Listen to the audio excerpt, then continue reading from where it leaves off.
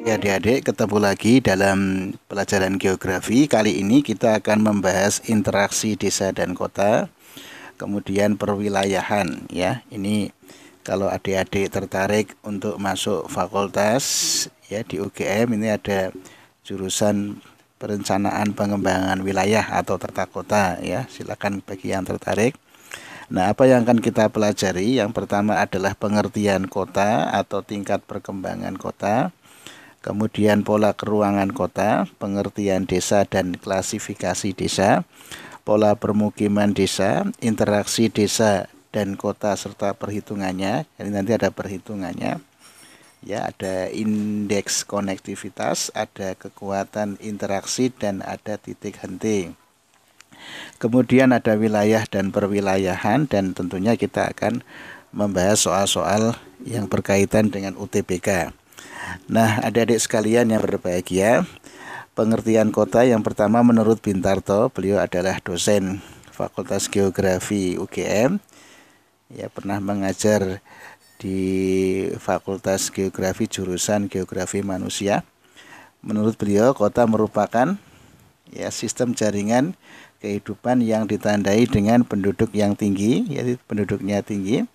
Kemudian kondisi sosial ekonominya heterogen atau berbeda jenis dan coraknya materialistis atau kebendaan. Ya, bersifat kebendaan. Kemudian menurut Max Weber, ya, kota merupakan suatu tempat yang penghuninya dapat memenuhi kebutuhan ekonomi di pasar lokal ya. Jadi dia mandiri dari segi ekonomi.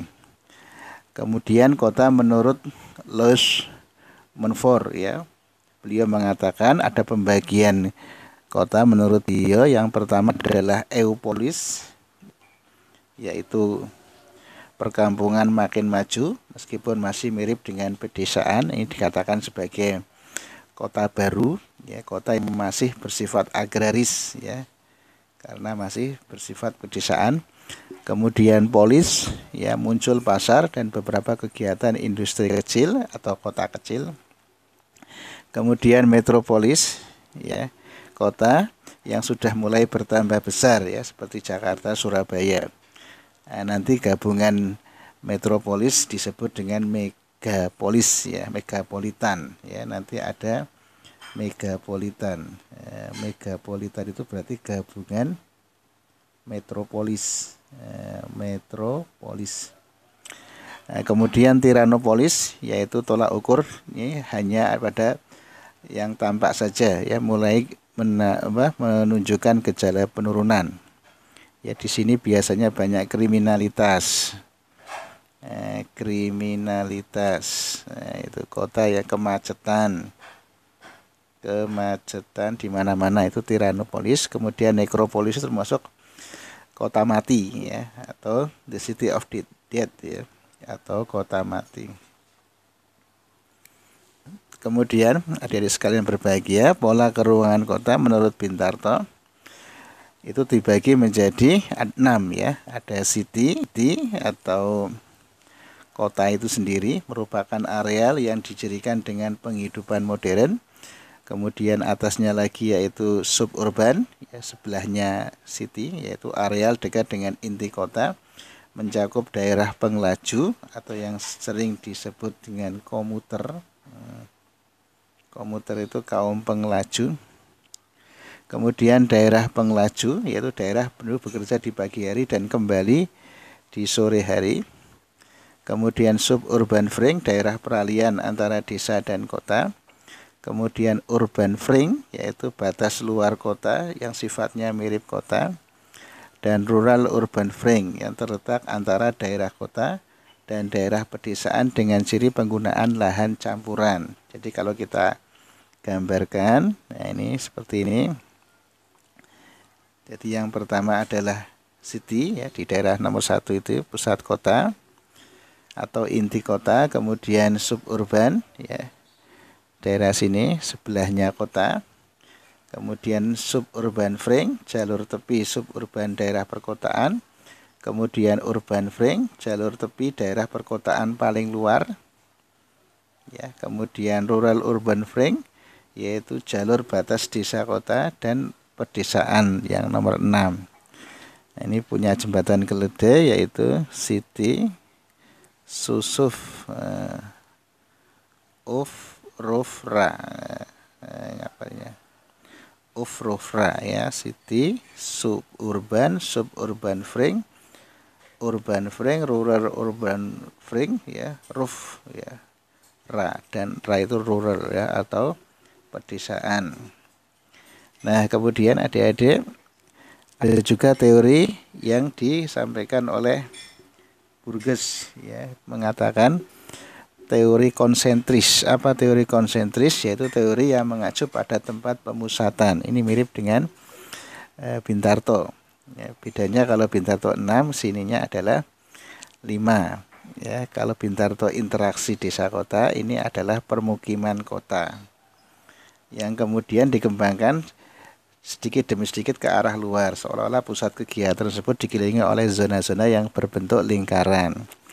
Jadi nomor 1 adalah city sama ya, atau yang disebut dengan CBD ya, Central Business District atau PDK, pusat daerah kegiatan. Kemudian nomor 2 adalah daerah manufaktur atau pabrik-pabrik, atau daerah grosir ya, penjualan dengan jumlah yang besar. Kemudian nomor 3 adalah permukiman kelas bawah. Kelas bawah paling justru di dekat dengan kota. Kemudian nomor 4 permukiman kelas menengah ya, kayak kelas karyawan. Kemudian nomor 5 adalah permukiman kelas atas atau the residence. Jadi yang atas malah justru yang jauh dari CBD atau pusat kota. Oke, kemudian teori yang ketiga adalah teori sektoral ya. Teori ini dikemukakan oleh Homer Hoyt yang mengatakan bahwa perkembangan kota tidak mengikuti zona-zona perkembangan yang teratur ya, secara konsentris seperti yang dikemukakan oleh Burgess, namun merupakan sektor-sektor ya. Ini gambarnya seperti kue tart. Ini sama, nomor 1 adalah Central Business District ya, atau pusat daerah kegiatan ya, pusat kota di nomor 1. Kemudian nomor 2 sama menurut Burgess, tapi bedanya kalau Burgess konsentris, kalau Homer Hoyt itu seperti sektor ya, sektor-sektor. Ya, ini daerah manufaktur, atau daerah grosir. Grosir ya. Kemudian nomor 3 itu daerah permukiman ekonomi bawah, atau permukiman ekonomi menengah bawah. Kemudian nomor 4 permukiman ekonomi menengah atau sedang ya, menengah. Kemudian nomor 5 adalah permukiman kelas atas atau lux ya, atau mewah. Nah, kemudian yang keempat adalah menurut ya Harris and Ullman yang mengatakan bahwa teori menggambarkan tata ruang kota adalah teori yang menjadi sejumlah inti yang berdiri sendiri dan mempunyai tata ruang yang terbagi-bagi. Nah, ini menurut Ullman ada nomor 1 sama, yaitu seperti Homer Hoyt sama Burgess. Nomor 1 adalah CBD atau pusat kota. Nomor 1 CBD, nomor 2 daerah manufaktur atau daerah grosir, nomor 3 permukiman ekonomi bawah, kemudian nomor 4 permukiman ekonomi menengah, kemudian nomor 5 permukiman ekonomi atas atau mewah. Nah, ini nomor 6 ada tambahan. Nomor 6 yaitu daerah manufaktur berat ya. Manufaktur berat. Nah, bedanya itu. Terus nomor 7 adalah daerah luar PDK. Luar pusat daerah kegiatan atau CBD. Luar PDK atau CBD. Kemudian nomor 8 adalah permukiman suburban.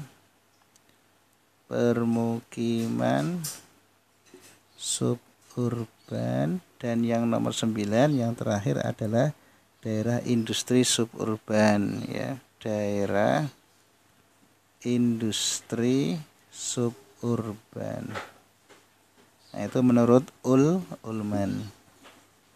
Kemudian adik-adik sekalian yang berbahagia, pengertian desa dan klasifikasi desa. Ya, desa adalah perwujudan kesatuan geografis, sosial, ekonomi, politik, dan culture atau budaya yang terdapat di suatu daerah dalam hubungannya dan pengaruhnya timbal balik dengan daerah lain menurut Bintarto lagi. Nah, ciri-ciri desa ada ciri fisik ya, seperti sarana transportasi yang langka dibanding dengan kota. Kemudian perbandingan luas lahan dan manusia yang cukup besar. Jadi lahannya luas, ya manusianya tidak terlalu banyak. Permukiman yang tidak terlalu padat, ya. Sebagian besar pola penggunaan lahan tidak padat dan letaknya dekat dengan pusat wilayah tani. Kemudian secara sosial ekonomi, kehidupan bersifat akrab atau Gemeinschaft, ya. Nanti ada Gesellschaft itu untuk kota yang bersifat individualis. Kalau desa itu Gemeinschaft. Hubungan kekerabatan dan kehidupan religi yang masih kuat, ya, agama masih kuat, hidupnya umumnya di sektor pertanian atau yang disebut dengan agraris. Oke, kemudian pola hidup masyarakat masih tradisional. Ya, sifatnya gotong royong, bersifat agraris tadi pertanian, tingkat mobilitas penduduk masih rendah ya, atau perpindahan penduduk masih rendah. Kemudian potensi desa, yaitu potensi yang kemungkinan dimiliki desa sebagai modal dasar untuk dikembangkan. Yang terdiri ada potensi fisik seperti cuaca, iklim, tanah, air, flora, fauna manusianya, dan potensi non fisik seperti lembaga sosial desa, masyarakat, pamong desa, dan aparatur desa atau pemerintahannya. Kemudian fungsi desa, ya, bentuk pemerintahannya terendah diharapkan menjalankan kebijakan yang ditetapkan pemerintahan yang lebih tinggi seperti kecamatan, kabupaten, provinsi. Ya, daerah penyangga kota atau hinterland. Ya, misalkan ini DKI, Jakarta, nanti dia punya daerah hinterland, ya, namanya hinterland, daerah samping-samping ya, seperti Bekasi, Tangerang, itu namanya hinterland. Nah, Bekasi pun nanti punya hinterland lagi atau daerah penyangga kota. Ya, sebagai ya, desa sebagai penyedia sumber daya manusia untuk tenaga kerja kebanyakan diambil dari desa. Kemudian sumber pangan, terutama makanannya, karena harganya tentunya lebih murah dibanding dengan kota dan produksinya tentunya di desa. Kemudian pusat industri kecil dan daerah wisata karena daerahnya masih alami. Kemudian klasifikasi desa, yang pertama adalah desa menurut tingkat perkembangannya. Ada desa swadaya, desa yang secara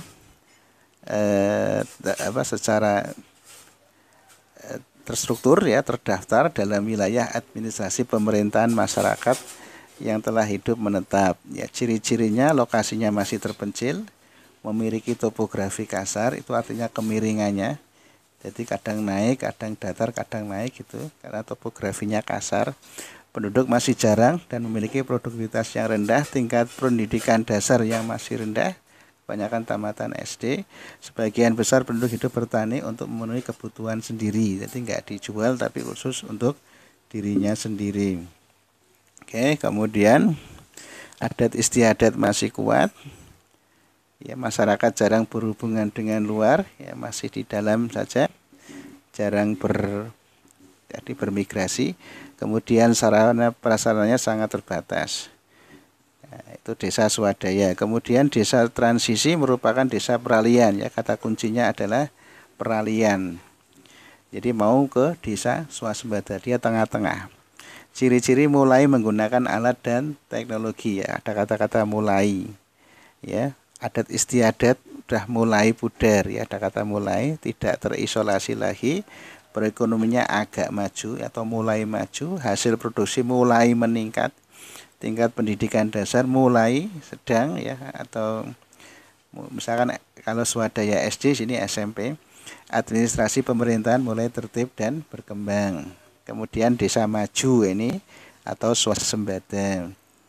Ya, ciri-cirinya, ya ini desa maju pengertiannya adalah mampu memanfaatkan mengembangkan potensi alam. Ciri-cirinya perekonomian telah maju atau desa maju kebanyakan berlokasi di ibu kota kecamatan. Ikatan adat kebiasaan sudah tidak pengaruh kehidupan masyarakat, ya, jadi mulai pudar. Telah memiliki fasilitas memadai, alat teknis sudah digunakan penduduk, lembaga sosial ekonomi budaya sudah dapat menjaga kelangsungan hidup, mata pencarian heterogen atau berbeda-beda, ya. Kemudian desa berdasarkan standar kemakmurannya, ya. Ada daerah minus, desa minus, yaitu desa memiliki tata geografi buruk, misalkan tanahnya tandus dan kemampuan masyarakatnya rendah, jadi sumber daya manusianya kualitasnya masih rendah.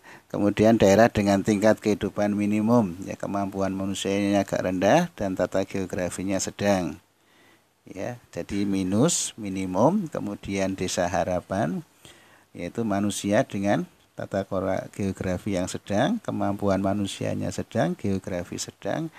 Desa dengan daerah makmur, kemampuan manusia tinggi, tata geografi sedang. Dan daerah ideal, ini desa ideal, yaitu yang mempunyai kemampuan manusianya tinggi, berkualitas, dan tata geografinya tinggi. Kemudian desa berdasarkan kegiatan masyarakat, ada desa agraris, tadi bersumber pada mata pencarian pertanian, kata kuncinya.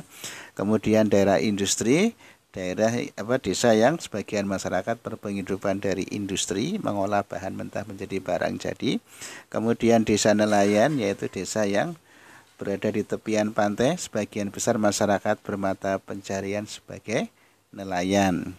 Oke, kemudian desa berdasarkan potensinya, ya.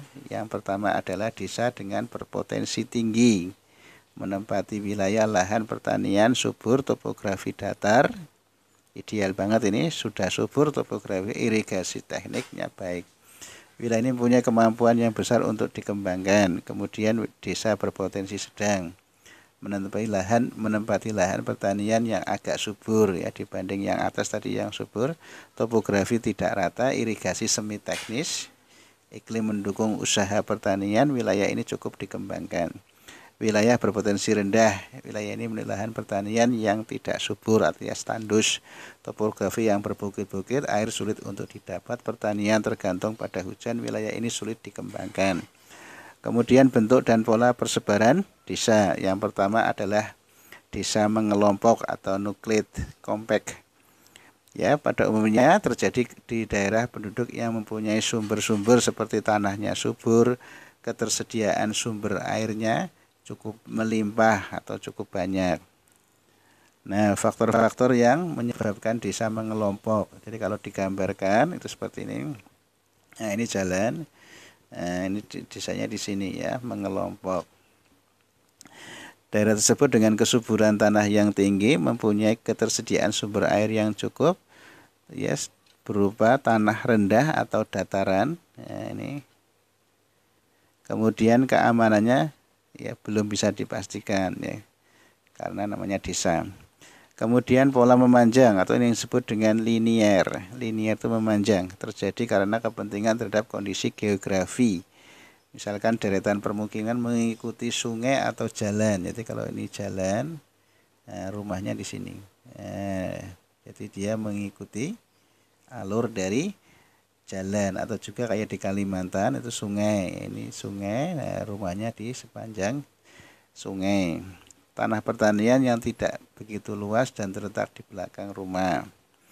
Kemudian pola menyebar, pola tersebar itu atau menyebar memiliki ciri pemukiman tidak merata di satu titik tapi menyebar di segala penjuru desa. Pola desa ini banyak terdapat di daerah pegunungan, ya, karena cari yang datar, ya, gini misalkan. Nah, kan rumahnya di sini, rumahnya di sini, maka dikatakan menyebar, ya, jauh-jauh. Perbedaan tingkat kesuburan juga bisa, misalkan daerah sini subur, sini enggak, maka buat rumah di sini subur lagi, buat rumah di sini, ya, gitu. Ketersediaan air tanah juga sangat penting karena untuk kehidupan sehari-hari. Nah, kemudian interaksi desa kota secara perhitungan, ya, merupakan hubungan antara dua wilayah yang dapat menimbulkan gejala kenampakan baru dengan wujud tertentu. Nah, nanti ada analisis yang digunakan, ada 3. Yang pertama adalah teori titik henti. Ini dikemukakan oleh William Cirelli. Ya. Teori ini berfungsi untuk memperkirakan lokasi batas yang memisahkan wilayah perdagangan dari dua buah kota yang berbeda dengan jumlah penduduknya, atau mencari lokasi yang strategis. Mencari lokasi yang strategis. Titik henti rumusnya ya, JAB itu jarak kota AB. Ya, ini jarak kota AB, kemudian dibagi 1 ditambah akar penduduk yang banyak dibagi penduduk yang sedikit. Jadi yang penduduk yang banyak itu di atas, yang sedikit itu yang di bawah. Kemudian perhitungan kedua yaitu KI. KI itu kekuatan interaksi. Rumus ini mirip dengan rumus gravitasi Newton ya, yang mengatakan bahwa KI itu kekuatan interaksi, yaitu wilayah A B ya, berarti penduduk A ini dikali penduduk B dibagi jarak AB kuadrat kan.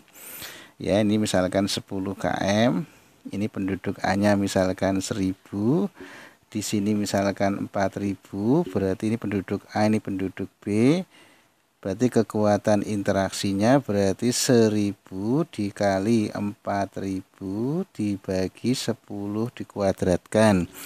Jadi semakin besar hasilnya, tentunya kekuatan interaksinya semakin intens ya, semakin kuat. Kemudian perhitungan yang ketiga adalah IK atau indeks konektivitas, yaitu perbandingan antara jumlah jalan dengan jumlah kota. Ya, IK itu sama dengan jumlah jalan dibanding dengan jumlah kota atau titik ya, jumlah garis. Jalan juga bisa dikatakan garis, kota atau titik. Jadi misalkan contohnya gini. Nah, ini berapa IK-nya? Berarti IK-nya sama dengan jalannya 1 2 3 4. 4 dibagi titiknya 4. Berarti 4 bagi 4 1. Ya, sama seperti kekuatan interaksi, semakin besar IK-nya maka koneksinya semakin tinggi. Jadi kalau misalkan saya kasih jalan lagi, berarti kan jalannya jadi banyak ini. 1, 2, 3, 4, 5, 6, 7.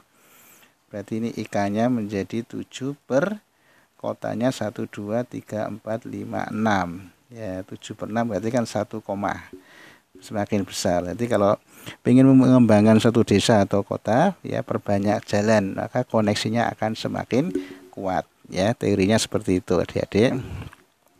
Kemudian wilayah dan perwilayahan, ya menurut Bintarto lagi, wilayah merupakan bagian dari permukaan bumi yang dapat dibedakan dalam hal-hal tertentu dari daerah sekitarnya. Ya, pembagian wilayah yang dimaksudkan untuk mempermudah pelaksanaan pembangunan berdasarkan persamaan fungsi wilayah. Ya, konsep wilayah berdasarkan tipenya dibagi dua. Yang pertama adalah perwilayahan formal, yakni wilayah geografis yang seragam atau homogen. Ini biasanya di desa ini. Unsur-unsur serta memiliki ciri-ciri serupa, kriterianya tertentu. Wilayah formal memiliki kenampakan yang seragam. Misalnya daerah kering di Jawa Timur yang akan dibangun irigasi. Kemudian wilayah fungsional atau nodal, yakni wilayah yang dikelompokkan berdasarkan fungsinya. Ya, misalkan wilayah pelayanan transportasi dalam kota yang terdiri atas wilayah pelayanan angkutan umum dan kota. Nah, ini biasanya kalau fungsional di kota, kalau formal itu di desa. Oke, kemudian selain penentuan batas wilayah formal dan fungsional, ya perwilayahan juga mengidentifikasi pusat pertumbuhan. Ya, pusat pertumbuhan adalah suatu kawasan yang mempunyai pertumbuhan paling cepat dibanding wilayah lain. Ya, untuk mengidentifikasi pusat pertumbuhan diperlukan beberapa pendekatan atau potensi wilayah, teori tempat sentral, dan teori kutub pertumbuhan. Nah, ini ada pusat pertumbuhan berdasarkan potensi wilayah, yakni model pertumbuhan yang berdasarkan analisis faktor yang dianggap oleh setiap daerah mempunyai potensi yang dikembangkan, seperti daerah pertanian, perikanan, perkebunan, dan pertambangan.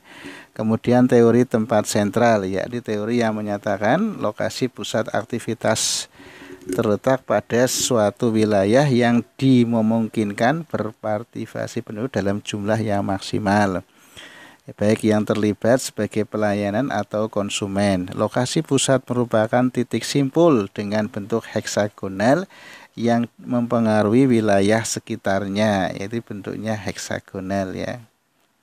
Nah, ini akan mempengaruhi wilayah lainnya.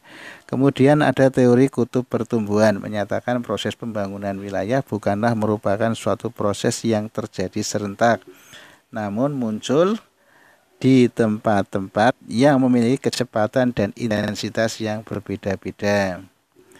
Nah, ini berdasarkan Bappenas, pusat pertumbuhan di Indonesia ada 4 wilayah, yaitu ada golongan A, golongan pembangunan wilayah utama A, utama B, utama C, dan utama D.